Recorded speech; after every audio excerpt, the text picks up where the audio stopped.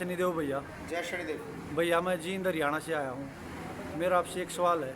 जी। अगर कोई तांत्रिक या कोई भगत हमको शमशान में लेके जाए, वहाँ हमसे पूजा करने को बोले या हमें कुछ भोग चढ़ाने को बोलो, ऐसा करना चाहिए या नहीं?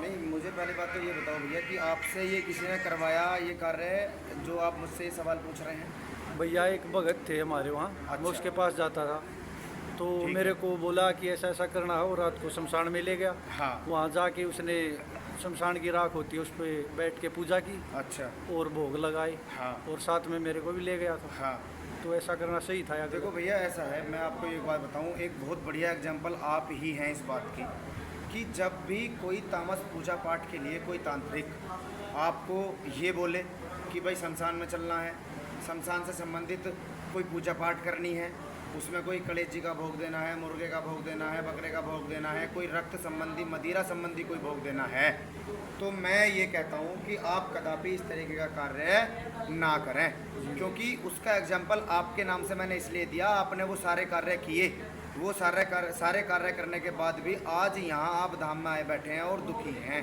वो दुखी क्योंकि आपको जो समस्याएं थी पहले तो फिर भी कहीं ना कहीं कम फील होती थी, लेकिन वो पूजा पाठ, वो तामस प्रक्रिया के द्वारा करी गई, उन विधियों के द्वारा करी गई पूजा पाठ के द्वारा आप दुगने चौगने दुखी हो गए और इतने दुखी हो गए हैं कि माइंड हर समय बंदा रहने लगा है और हर समय आपको ये समस्या का सामना करना पड़ रहा है। जो भी नेगेटिविटी आपको पहले से देती होगी, चाहे वो कहीं से लगी हुई थी, चाहे तंत्र क्रिया के द्वारा करी हुई थी, वो कहीं ना कहीं उसका विस्तार ही हुआ, उस पूजन को करने से वो घटी तो नहीं भैया। ना घटने का मामला ये है कि जब आप मान लीजिए कोई भोग चौक चौराहे पे कहीं देते हैं, आपके ऊपर से कोई उतारा करके लेकर गया और चौक चौराहे पे कोई भोग दे दिया, जी भैया। तो आप ये मान लो कि आपने अपने हाथों से उस चौराहे के देवता को नोत दिया।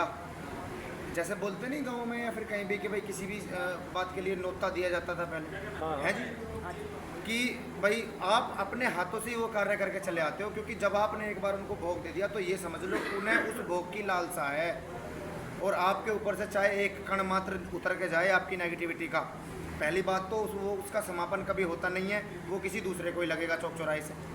आई बात समझ में? क्योंकि आप उतार के रखे आए हो, वहाँ किसी और का पैर पड़ेगा, वो बेचारा और मारा गया, जी भैया। चार गाली करने वाले को देगा और जिसके ऊपर सब करा गया दो उसे भी लगेंगी।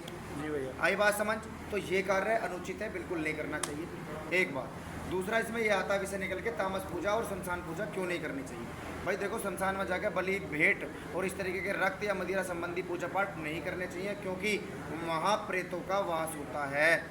अगर कोई ये कहता है वहाँ देवी देवताओं का वास है, तो देवी देवताओं के साथ साथ में, माता के साथ साथ में वहाँ प्रेतों का भी वास होता है। आप शमशान में गए कुछ देने के लिए, अपनी समस्या का निवारण करवाने के लिए, आपके साथ दो चीज़ वहाँ से साथ में लग के चली आई, आप कैसे रोक लोगे? मुझे आज एक ही बात बता दो आप। जी भैया। पहले से ही आप ग्रसित हैं, पहले से ही आपको चीज़ें परेशान कर रही हैं मूल रूप में, और वहाँ से और एक दो चीज़ आपके साथ लग के चली आई, और वो फिर ना तो उस भगत को पता लग पा रहा जो आपको साथ लेके गया है, और ना आपको पता लग पा रहा। आपको कब पता लगता है? जब आप घर आ जाते हैं, घर आके और दुगनी ताकत से आप पर दबाव पड़ने शुरू हो जाते हैं, दुगनी ताकत से दिमाग में मलिनता भरनी शुरू हो जाती है, मलिन विचार आने शुरू हो जाते हैं, और जो कार्य पहले नहीं हो रहे थे अब वे भी होने शुरू हो गए हैं। आई समझ में बात?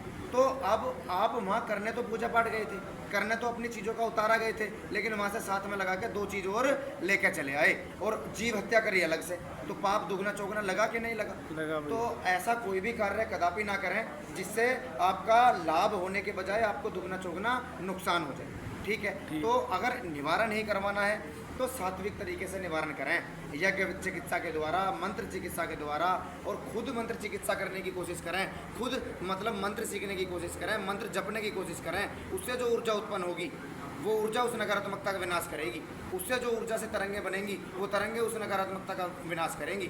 जिस गुरु से आप सात्विकता में जुड़ेंगे, मंत्र जप के माध्यम से जुड़ेंगे, वो गुरु आपकी उस तंत्र यंत्र मंत्र गणित क्रिया का विनाश करेगा अपने मंत्र सिद्धियों के माध्यम से, मंत्रों के माध्यम से, मंत्र की शक्ति के माध्यम से और यज्ञ के माध्यम से। तो तामस पूजा पाठ के लिए इसलिए मना किया जाता है क्योंकि आप करवाने के लिए तो भला जाते हैं, उसमें दो कार्य होते हैं, एक तो जीव हत्या का पाप और दूसरा अपना भला भी नहीं हुआ, क्योंकि उधर से दो चीज़ फालतू लग के ही आती हैं।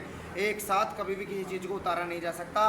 ग्रंथों में लिखित है, उदाहरण है, इतिहास है। अगर आप शिव पुराण या फिर कोई सा भी अन्य अन्य पुराण उपनिषदों को उठा के देखोगे या फिर ग्रंथों को उठा के देखोगे तो वहाँ प्रेत आत्माओं के शुद्धिकरण की बात करी गई है, वहाँ उनके आत्म उत्थान की बात करी गई है। जिस प्रकार से वो मलिन कुपित वायु हो जाती है उसको साफ स्वच्छ करने की बात कही गई है मंत्रों के माध्यम से और पाठ और स्तोत्रम के माध्यम से, जो हमने गणेश पुराण में भी हमें देखने को आता है। श्रीमद् भगवद गीता में ये बात प्रेत के उद्धार के लिए बताई गई है।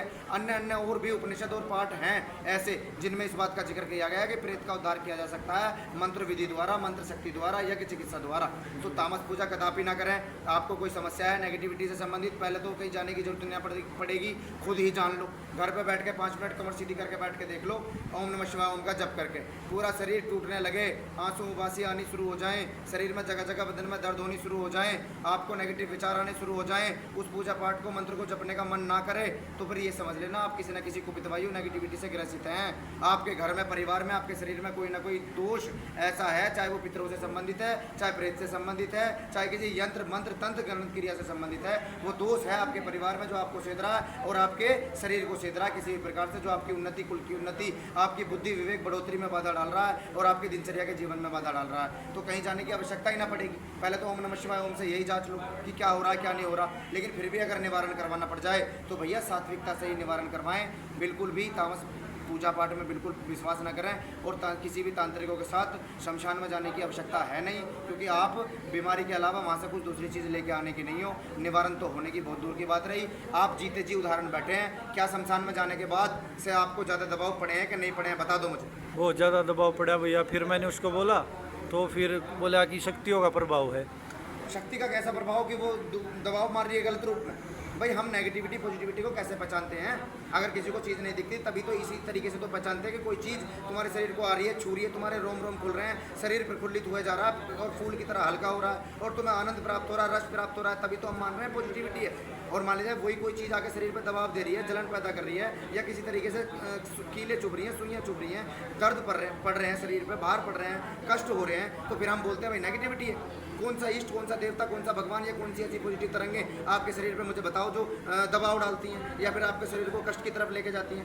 भगवान का, देवता का कार्य आपके जीवन का उत्थान करना है, ना कि मूल रूप में आपको किसी तरीके से कष्ट पहुंचाना है। वो आपको उभारता है आपके कष्टों से, आपके गलत मार्गों से, आपको आपके जीवन में पथ प्रदर्शक के रूप में कार्य करता है। जो कार्य आपके जीवन में गुरु करते हैं, आपको दिशा दिखलाते हैं, मार्ग दिखलाते हैं, आपको बताते हैं कि इस रास्ते से चला जाए, ये रास्ता सुगम है और इससे तेरे को जल्दी से भगवत प्राप्ति हो जाएगी, इस तरीके से। तो कदापि तामस पूजा ना करें, कदापि जो है किसी तरीके के तांत्रिक के ढोंग टोचने के चक्कर में ना पड़े। आप जप करें ओम नमः शिवाय ओम, ओम हम पवनंदनाय स्वाहा ओम, ओम दुम दुर्गाय नमः ओम, ओम क्रीम कालिकाय नमः ओम, या फिर ओम हम पवनंदनाय स्वाहा ओम। इस तरीके से उन देवताओं को भजें जो अजान बाहु हैं, जन्म से ही देवता हैं। वो आपको बल, ऊर्जा, गुण, ज्ञान, बल, सिद्धि सारी चीज़ प्रदान करते हैं और आपके कुल के साथ साथ आपके आत्म का उत्थान करते हैं। तो इसलिए कोई तामस पूजा से नहीं करनी, शमशान में जाके बिल्कुल नहीं करनी और भैया तांत्रिकों के साथ जाके बिल्कुल मत करना। और चौक चौराहे पे जो ये उतारे वाली बात मैंने आपको बताई है, क्योंकि इसमें दुगना नुकसान है। आपको बार बार चीज़ें वहाँ से लगेंगी, क्योंकि एक ना एक दिन उस चौराहे से आप भी गुजरेंगे और आपको फिर दोबारा से वो चीज़ें पकड़ेंगी, क्योंकि उनको तो लोभ है।